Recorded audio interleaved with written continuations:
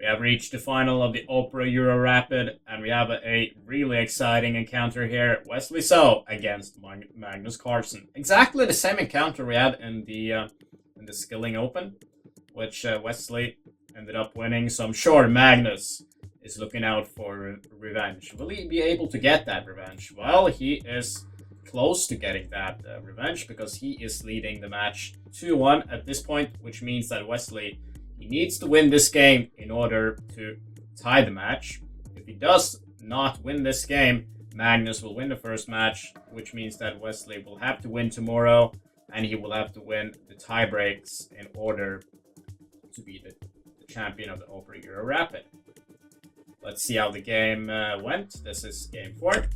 1e4 from Wesley, and here Magnus decides to change things up and he goes for e5. Knight f3, knight c6, bishop c4. In game 2, Magnus decided to play knight f6, which did work out fairly well. He ended up winning that game. But in this one, it goes for perhaps the more solid bishop c5, where white's aggressive possibilities are sort of limited, because after knight f6, this move here with knight g5 is quite complicated. There's a lot of theory here to know, and Magnus did fairly okay here in the second game. As I just said, he won that game. But I like the choice of bishop c5 is slightly more solid, and Wesley is the one who needs to prove anything here.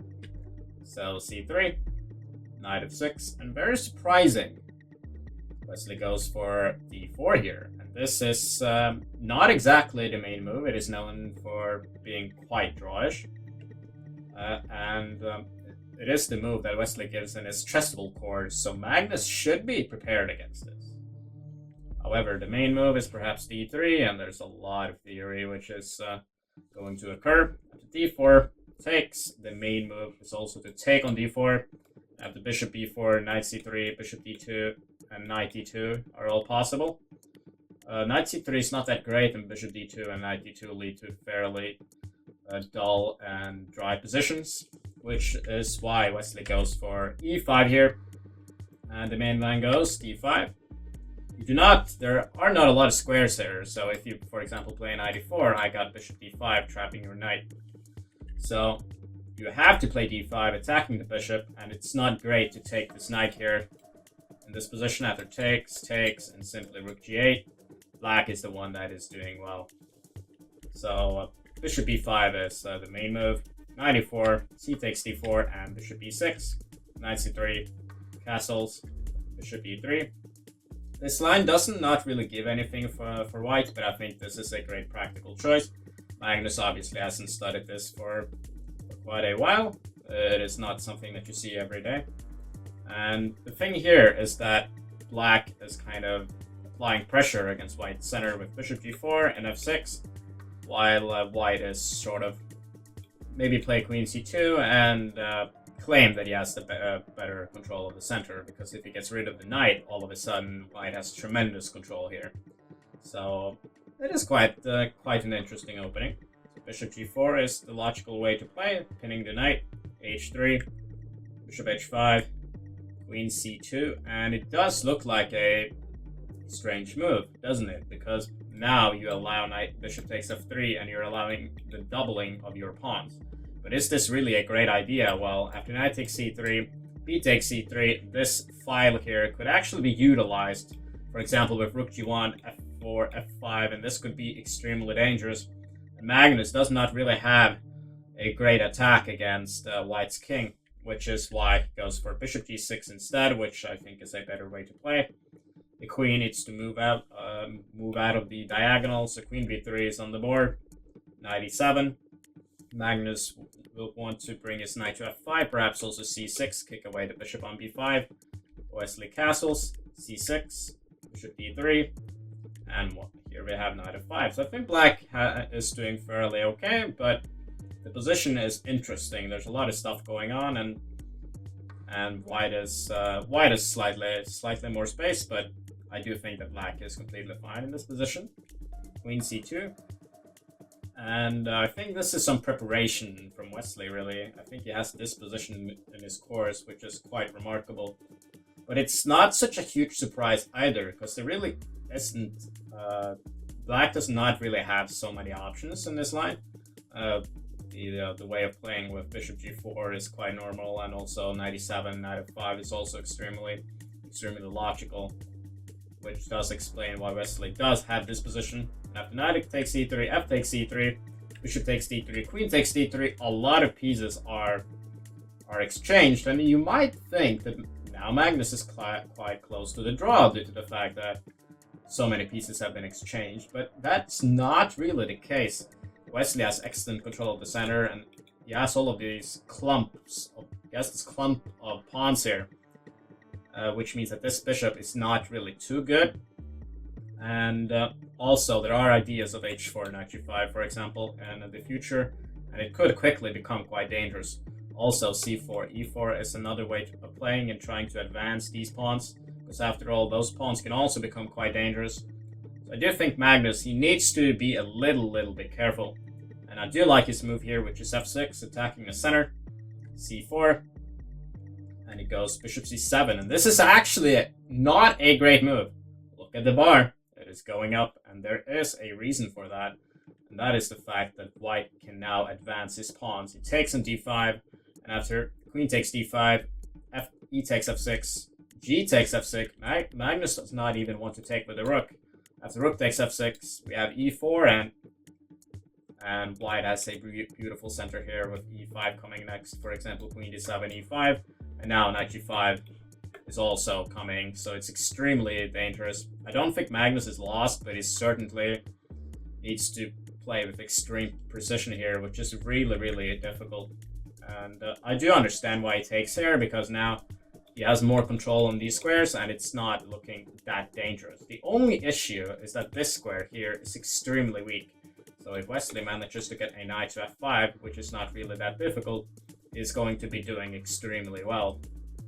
So and a better move earlier here would have been to try to get rid of some of these pawns with f takes e5, and then simply play something like rook takes f1, try to trade even more pieces, and maybe bishop c7. And now it's a bit different, because Magnus still has a decent control in the center here. And after c takes d5, it was an important point that c takes d5 here kind of fails because of queen b3. And the problem now is that we're attacking b7 and d5, while also e4 here is in the air. e4 with the pinning of the pawn on d5. So Magnus cannot really do anything here, and he is in big trouble, which is why I chose to take with the queen, just to point that out. But yeah, e4, queen d7, rook d1, and the bar is going up and down, so I do not think both sides are playing entirely accurately, but the point is that still it is very dangerous for Magnus after knight h4. Maybe he had missed an opportunity here with, for example, rook 8 e8, and after knight h4 he could have some queen d6 threatening mate, and it's not that easy for Wesley. He would maybe have to return, but let's see what happens in the game with rook d8, knight h4. And what is the difference? Why does not queen d6 work here? And that is simply that here white can play knight f5, and this is not as dangerous, because after queen f4 Wesley can simply play queen f3, and this is the huge difference, because the rook on d8 does not attack the pawn on e4. So if the rook would have been on e8, which is what Magnus should have played a little bit earlier, he could have taken the pawn on e4 in this position, but he cannot do that, which means that his position is probably just lost. So he decides to go for king h8. This is normal, moving out of checks. Knight f5 is finally played, and this is a really nice move to have on the board. This knight is extremely powerful. c5, Magnus tries to fight in the center. d5, and bishop e5. So now you could argue that this bishop is strong. It is stronger, protecting f6. It's controlling a lot of squares, but still not really the best arrows here. But whatever. It is still looking like a huge cross. It is still not so easy for Magnus due to the great white square control here and the great active pieces, especially this knight on f5, and also the king on h8 being quite vulnerable. But rook b1, b6, queen c4.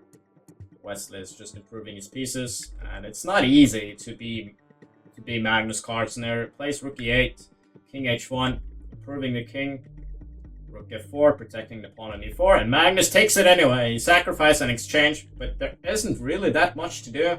If he plays bishop e5 here, rook f3, bishop d4, just simply rook e1, and now also knight takes d4 is a threat, so Magnus would have to go back, and at some point there would be like knight h6, knight g4 ideas, for example, also simply a4, preventing any b5 ideas. White will simply improve his pieces. Magnus will sooner or later run out of moves, pretty much. So that's why he tries to again counterplay with rook e4, which I think is the most practical decision. Rook takes e4, queen takes f5, rook e1, and rook takes d5. But unfortunately for Magnus, this does not quite work out due to the brilliant rook g4 move. And now Wesley is threatening mate here with rook e8. If you do play rook d8, I simply have queen f7, and you cannot prevent me from mating on g7 in a great way. You'll have to take the rook, but that is obviously going to be lost. So h5 is what Magnus tries, but after rook e8, rook e7, and the brilliant move, queen c1, looking to put my queen on the h6 square, and that would be checkmate. It's impossible to avoid that, and that means that the game is lost. Just unfortunate from Magnus, who just didn't play active enough. But White got simply too much play here after bishop c7. It was quite difficult to be black, and especially also after rook ad8, it was not easy after knight h4. And we saw the difference between the rook on e8 and the rook on d8. Seems very similar, but as a matter of fact, pretty big difference. And a great game by Wesley. So the match was tied 2-2, which means that the one that ends up winning the match will win tomorrow. And if it ends in a draw, we'll obviously have tiebreak. So stay tuned for an exciting end to the Opera Euro Rapid. And I'll see you tomorrow.